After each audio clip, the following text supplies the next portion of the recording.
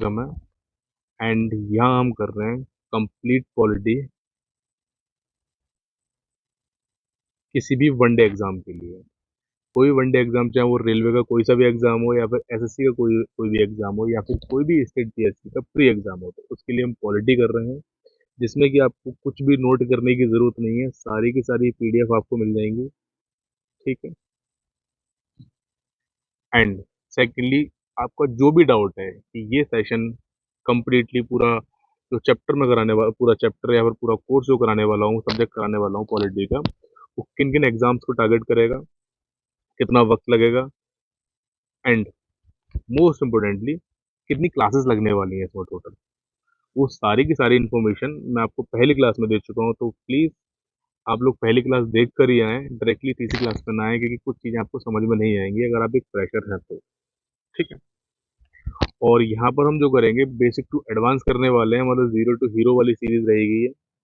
Basic to advance मतलब एक basic, अगर आपको संविधान का सा भी नहीं आता, कॉन्स्टिट्यूशन का अगर सी भी नहीं आ रहा है, तो यहाँ से आपकी एक नींव बन जाएगी, एक बेस बन जाएगा। तो उसके बिहाफ पर आप कोई भी वनडे एग्जाम में पॉलिटी का अगर कोई भी क्वेश्चन आ रहा है तो आप कर पाएंगे उसको। ठीक है। अगर मान लीजिए किसी एग्जाम में 5 क्वेश्चन आ रहा है तो 5 में से 4 क्वेश्चन आपके 100% श्योर है कि आप कर ही लेंगे। तो ठीक है, ये तो आज का है तीसरा सेशन।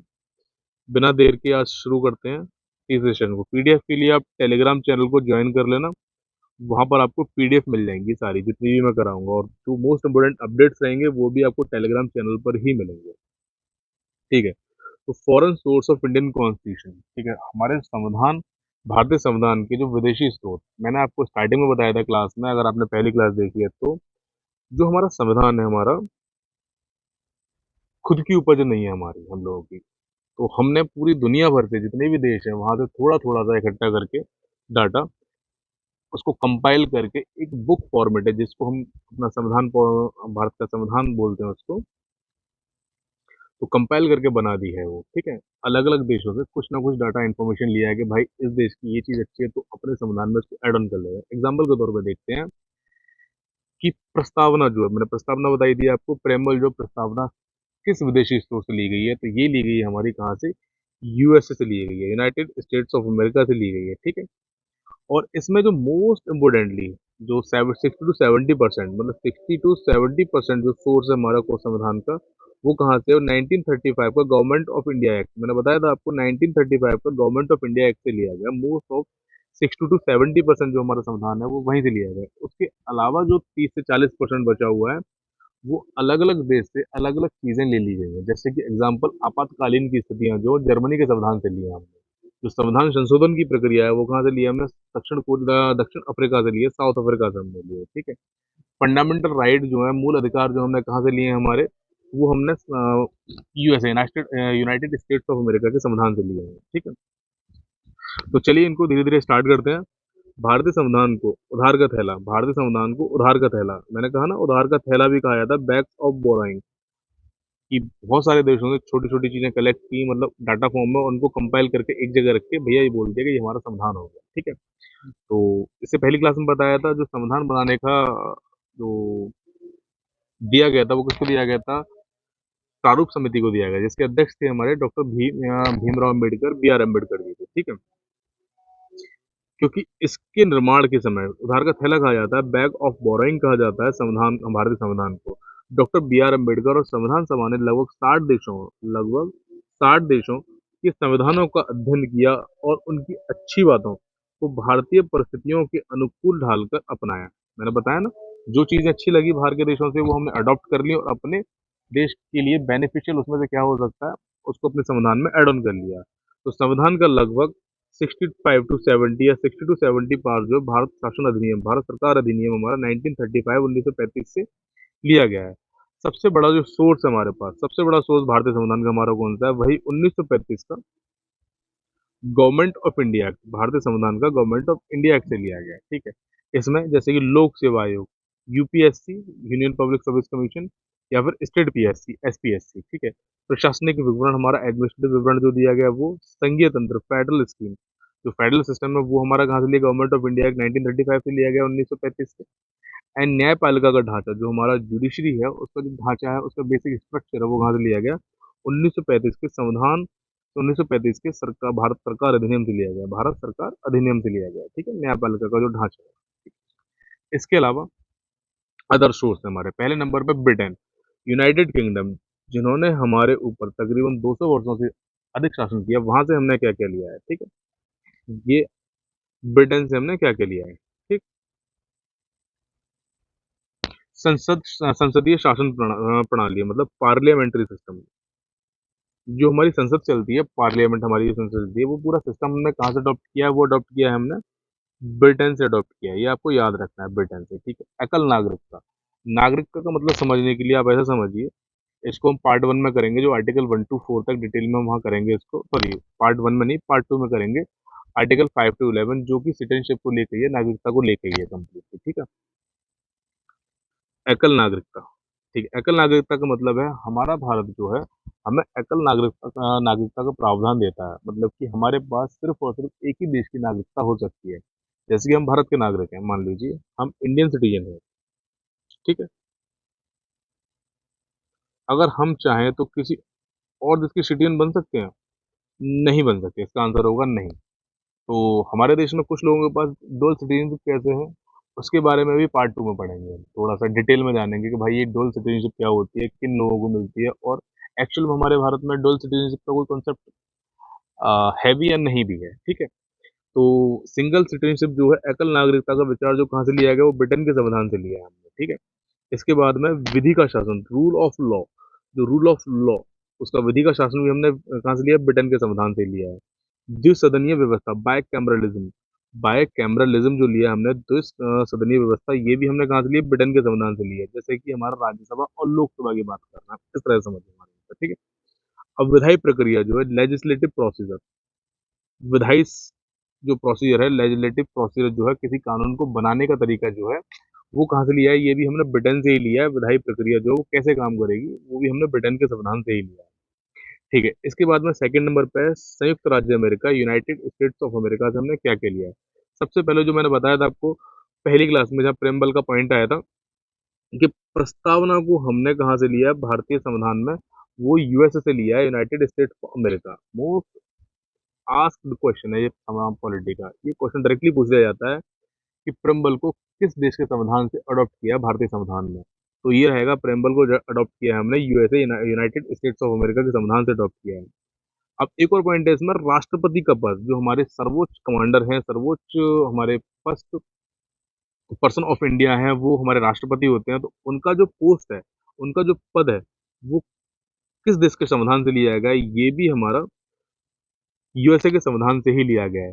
अब राष्ट्रपति का निर्वाचन जो है, निर्वाचन मतलब उनका इलेक्शन जो है, इलेक्शन कहाँ से, कि इलेक्शन होगा ही होगा इनके लिए, ये कहाँ से लिया गया है, ये लिया गया है हमारा baby United states of America के संविधान से लिया गया, यूएसए के संविधान से, ठीक है। फंडामेंटल राइट मतलब मूल अधिकार, जो मौलिक अधिकार है हमारे, भाग 3 में इनको डिटेल में पढ़ेंगे हम, ठीक है। अब इसमें प्रस्तावना को हम डिटेल में पढ़ेंगे, राष्ट्रपति को भी हम डिटेल में पढ़ेंगे आगे आने वाले पार्ट्स में, राष्ट्रपति का जो इलेक्शन प्रोसेस है उसको भी डिटेल में पढ़ेंगे, सारी चीजें हम इसमें डिटेल में पढ़ने वाले हैं आगे वाली क्लासेस में, ठीक है। तो मौलिक अधिकार, फंडामेंटल राइट जो हमारे मौलिक अधिकार जो है, भाग 3 में आएंगे। ये कहाँ से लिए हैं, ये भी यूनाइटेड स्टेट्स ऑफ अमेरिका मतलब यूएसए के संविधान से लिए हैं। न्यायिक पुनरावलोकन, जुडिशली रिव्यू या रिवाइवल बोलते हैं इसको हम, जैसे कि मान लीजिए कि हाई कोर्ट, सुप्रीम कोर्ट और अदर कोर्ट होते हैं हमारे, जहाँ अदालत होती है हमारे देश में, ठीक है। अब कोई फैसला किसी केस को लेके सुना दिया सुप्रीम कोर्ट ने, मान लेते हैं, ठीक है। सुप्रीम कोर्ट ने कोई केस को फैसला डिसीजन ले लिया और वो फाइनल कर दिया कि भाई ये इसका जजमेंट है। लेकिन अगर सुप्रीम कोर्ट चाहे तो उसको दोबारा से रिव्यू कर सकता है, उसके पास ये अधिकार है। अभी सुप्रीम कोर्ट के पास भी है, हाई कोर्ट के पास भी ये अधिकार है, तो वो उसको रिव्यू कर सकते हैं, ठीक है। तो न्यायिक पुनरावलोकन मतलब जुडिशियल रिवाइवल या जुडिशियल रिव्यू बोल देते हैं इसको, ये पावर कहाँ से ली गई है, यूएसए के संविधान से ली गई है, ठीक है, ध्यान रखना। न्यायपालिका की स्वतंत्रता, जो जुडिशरी सिस्टम है हमारा, न्यायपालिका है, वो स्वतंत्र रहे, फ्री रहे, किसके संविधान से, किससे कोई भी हस्तक्षेप ना हो, मतलब पॉलिटिकली उसमें कोई इंटरफेयर ना कर सके। ये कहाँ से लिया गया, ये लिया गया न्यायपालिका की स्वतंत्रता यूएसए के संविधान से ली गई है। इसके बाद में राष्ट्रपति पर महाभियोग इम्पीचमेंट प्रोसेस, जो इम्पीचमेंट है हमारे पास, वो कहाँ से लिया गया है कि राष्ट्रपति हमारे सर्वोच्च कमांडर है, फर्स्ट पर्सन इन इंडिया है, अगर वो कोई भी मिसयूज करता है अपनी पावर का, तो उसको हटाया जा सकता है उसके पद से, उसका टेन्योर पूरा होने से पहले ही। तो ये कहाँ से लिया गया है, ये लिया गया राष्ट्रपति पर महाभियोग इम्पीचमेंट अमेरिका के संविधान से। उपराष्ट्रपति का पद भी अमेरिका के संविधान से लिया गया। और फाइनेंशियल इमरजेंसी जो आपने इमरजेंसी आप पढ़ोगे, ये आएगी आपकी पार्ट 18 में आने वाली है, ठीक है। इमरजेंसी जो आएगी आर्टिकल 352 से 360 के बीच में रहेगी। तो उसमें 3 इमरजेंसी है, एक नेशनल इमरजेंसी, स्टेट इमरजेंसी और एक फाइनेंशियल इमरजेंसी। तो ये फाइनेंशियल इमरजेंसी जो फाइनेंशियल इमरजेंसी मतलब वित्तीय आपातकाल, वित्तीय आपातकाल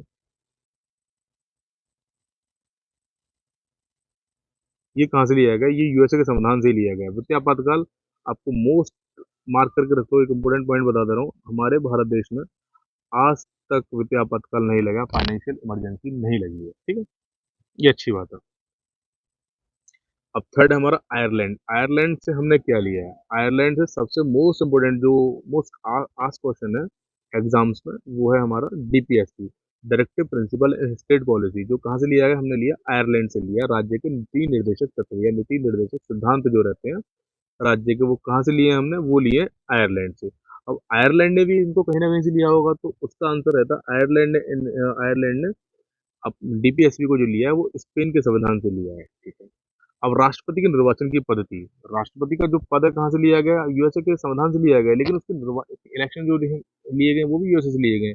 लेकिन उसके इलेक्शन का जो प्रोसेस है, वो पद्धति है, सिस्टम है, वो कहाँ से लिया गया? ये ध्यान रखना, आयरलैंड से। दोबारा बता रहा हूँ, प्रेसिडेंट की पोस्ट, ठीक है, कहाँ से लिए? यूएसए से। उनके इलेक्शन होने ही होने हैं, वो कहाँ से लिए हैं? वो भी लिए हैं यूएसए से। लेकिन इलेक्शन का जो प्रोसेस है, इस इलेक्शन का जो प्रोसेस रहने वाला है, वो लिया है आयरलैंड के संविधान से हमने, ठीक है। राज्यसभा में 12 सदस्यों का जो नॉमिनेशन है, जो राज्यसभा में 12 सदस्यों को नॉमिनेशन होना है अलग अलग फील्ड से, वो कहाँ से लिया है? वो भी हमने आयरलैंड के संविधान से ही लिया है, ठीक है। राष्ट्रपति द्वारा दिए जाने वाले पुरस्कार, ठीक है, ये भी हमने कहाँ से लिए हैं? ये भी लिए हमने आयरलैंड के संविधान से। पुरस्कार कौन से? जैसे कि मान लो नेशनल अवार्ड्स हो गए, गेम्स में अवार्ड्स हो गए, या फिर सेना अवार्ड्स हो गए, ठीक है, या फिर भारत रत्न हो गया, ये सारे अवार्ड ये कहाँ से लिए हैं? ये भी हमने आयरलैंड के संविधान से ही अडॉप्ट किए हैं, ठीक है। मोस्ट इम्पोर्टेंट ध्यान रखना। और सबसे मोस्ट इम्पोर्टेंट पॉइंट जो है इसमें वो ये है कि राज्य के नीति निर्देशक तत्व डीपीएसपी हमने कहाँ से अडॉप्ट किए? आयरलैंड के संविधान से। और आयरलैंड ने डायरेक्टली पूछ लेता है कि कहाँ से लिए? स्पेन से। स्पेन से लिए हमने, स्पेन के संविधान से लिए आयरलैंड ने। डायरेक्टली आप याद रख पाओगे डीपीएसपी हमने कहाँ से लिए? आयरलैंड से। लेकिन शायद आपको ये याद ना रहे कि इसको स्पेन से लिए आयरलैंड ने भी, तो ये आपको ध्यान रखना है, ठीक है। अब चौथा देश है हमारा कनाडा। कनाडा से हमने क्या क्या लिया? कनाडा से हमने लिया है मजबूत केंद्र के साथ संघीय व्यवस्था, मतलब जो हमारा सेंटर मजबूत होना चाहिए, मतलब केंद्र सरकार जो हमारी पावरफुल रहे, वो सिस्टम। और फेडरल सिस्टम हमारे पास जो कहाँ से लिया हमने? संघीय व्यवस्था जो ली है उसकी कनाडा के संविधान से ली है।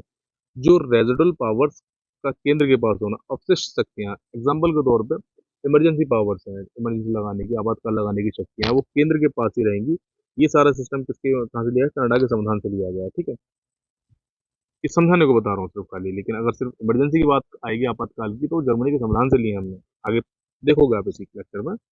जो रेजिडुअल पावर्स है वो केंद्र के पास होना है, ये कनाडा के संविधान से लिया गया है। अब केंद्र द्वारा राज्यों के राज्यपालों की नियुक्ति, जो सेंटर के द्वारा हमारे राज्यपाल होते हैं प्रत्येक स्टेट की, उनकी नियुक्ति कहाँ होगी? वो कहाँ से लिया गया है? वो कनाडा के संविधान से ही लिया गया है, ठीक है? ये ध्यान रखना। पांचवा पॉइंट हो जाएगा इसमें, ऑस्ट्रेलिया जो है, ऑस्ट्रेलिया के संविधान से हमने क्या क्या लिया? मैंने बताया था आपको दूसरी क्लास में कि कुछ सूचियों के बारे में, ठीक है, जैसे कि संवर्ती सूची हो गई, राज्य सूची हो जाएगी, फिर एक केंद्र सूची हो जाएगी, यूनियन लिस्ट जो हो जाएगी। उसमें एक संवर्ती सूची है। तो संवर्ती सूची हमने कहाँ से ली है? कॉन्करर लिस्ट जिसे बोलते हैं, जिस पर कानून बनाने का अधिकार सेंटर और स्टेट, मतलब कि केंद्र सरकार और राज्य सरकार दोनों ही उस मुद्दे पर कानून बना सकते हैं। तो वो पूछे किस में आते हैं?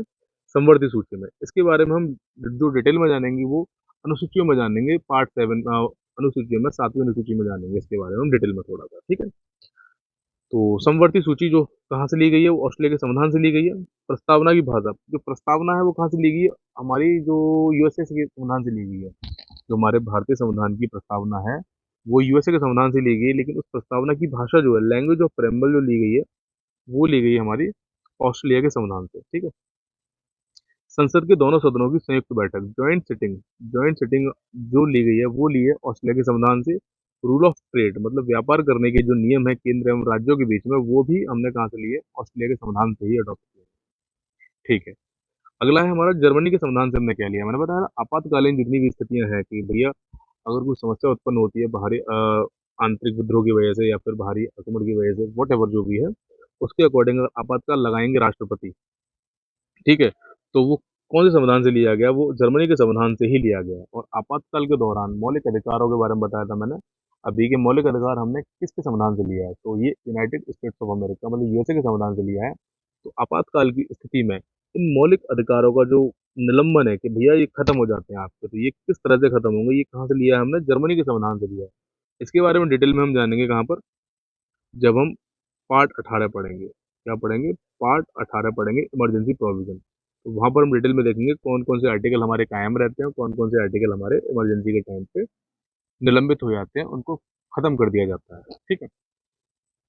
अब सोवियत संघ मतलब सोवियत संघ या रूस, यूएसएसआर से हमने क्या क्या लिया है, अडॉप्ट किया है अपने संविधान में, ठीक है। तो मौलिक कर्तव्य, जैसे हमारे मौलिक अधिकार होते हैं ऐसे ही हमारे एक मौलिक कर्तव्य भी होते हैं। क्या होते हैं? मौलिक कर्तव्य। वो सभी को करने चाहिए। मौलिक कर्तव्य जो हमारे भाग 4 ए में या आर्टिकल 51 ए में डाले गए, वो कहाँ से लिए हमने? रशिया के संविधान से लिए हैं। और जो प्रस्तावना में 3 वर्ड है हमारे आदर्श वाक्य हैं, कौन कौन से? सोशलिस्ट, इकोनॉमिकल एंड पॉलिटिकल, मतलब सामाजिक, आर्थिक और राजनीतिक जो शब्द हैं, न्याय का जो दिया गया है, न्याय शब्द नहीं, सॉरी, जो सामाजिक, आर्थिक और राजनीतिक न्याय है, मतलब हमारा संविधान भी हमें social, economical and political and political, socialist, social, economical and political न्याय की गारंटी देता है। हमें लीगल न्याय मिलेगा या नहीं मिलेगा इसकी कोई गारंटी नहीं है। तो ये सामाजिक, आर्थिक और राजनीतिक न्याय का जो आदर्श है वो कहाँ से लिया गया प्रस्तावना में? वो लिया गया यूएसआर के संविधान से ही लिया गया है। ध्यान रखें। अगला है फ्रांस के संविधान से हमने क्या लिया? गणतंत्रात्मक ढांचा, जो रिपब्लिकन सिस्टम है हमारा, वो सारा हमने कहाँ से लिया है? वो लिया हमने फ्रांस के संविधान से, ठीक है। इसके बाद में जो प्रस्तावना में 3 वर्ड है हमारे, स्वतंत्रता, समता मतलब समानता, और बंधुता। बंधुता मतलब फ्रेटर्निटी, बंधुता मतलब फ्रेटर्निटी, फ्रेटर्निटी, समता, समानता, स्वतंत्रता मतलब फ्रीडम, फ्रीडम की बात हो रही है यहाँ पे, ठीक है। और समानता मतलब इक्वलिटी।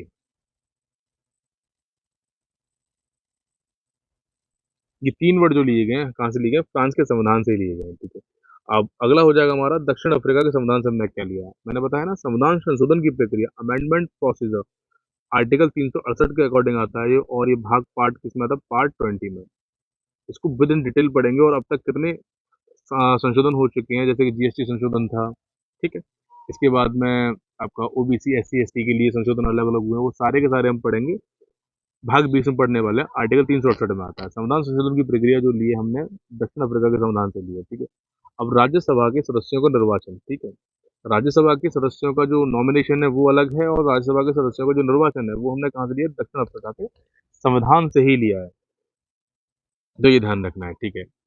लास्ट, जापान से हमने कुछ ना कुछ लिया है, तो जापान से भी हमने लिया है। तो विधि द्वारा स्थापित प्रक्रिया, प्रोसीजर एस्टेब्लिश्ड बाय लॉ, मतलब विधि द्वारा, कानून की विधि द्वारा स्थापित प्रक्रिया जो हमने कहाँ से ली? जापान के संविधान से लिया। तो भाई क्या हमारे खुद हमने सब कुछ बाहर के देशों से लिया है, और गवर्नमेंट, ब्रिटिश गवर्नमेंट से हमने 1935 का गवर्नमेंट ऑफ इंडिया एक्ट है, वो भी ब्रिटिश गवर्नमेंट का था, वहां से अडॉप्ट किया है।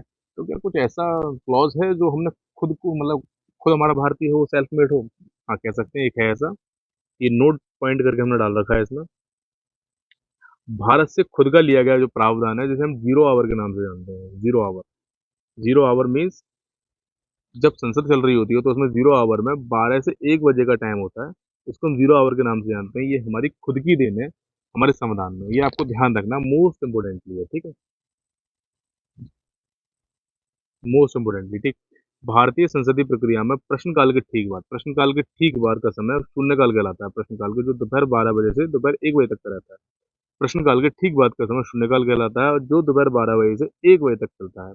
संसद सदस्य, सांसद राष्ट्रीय और सार्वजनिक महत्व के अत्यावश्यक मामलों को बिना सामान्य 10 दिन की अग्रिम सूचना के उठा सकते हैं। इसका मतलब क्या है कि जीरो आवर के समय पे, ठीक है, कोई भी प्रश्न उठाने उठाने के लिए संसद में पहले 10 दिन पहले नोटिस देना पड़ता है कि भाई ये वाले क्वेश्चन होने वाले हैं तो देख लो। लेकिन शून्यकाल के समय पे हम ऐसा नहीं है, बिना नोटिस दिए हम इन क्वेश्चंस को उठा सकते हैं, पूछ सकते हैं, ठीक है। तो ये थे foreign source of Indian constitution, मतलब भारतीय संविधान के विदेशी स्रोत।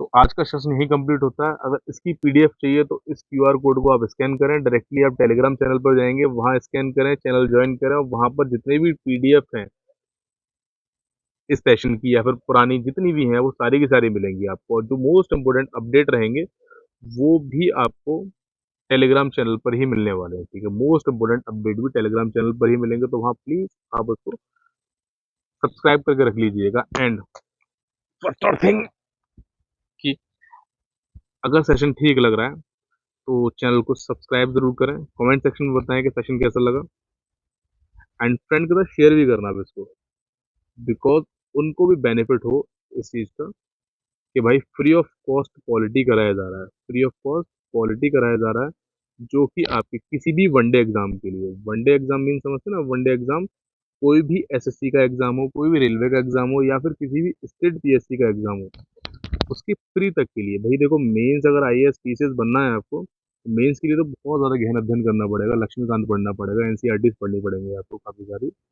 और अदर सोर्स की स्टैंडर्ड बुक्स पढ़नी पड़ेंगी। लेकिन अगर कोई वनडे एग्जाम है, तो वनडे एग्जाम की आप क्वेश्चन से टारगेट यहाँ से कर सकते हैं। पॉलिटी का अगर 5 से 6 क्वेश्चन आ रहा है, तो आप मान के चलिए 4 से 5 क्वेश्चन आपके 100% सही होने वाले हैं इससे।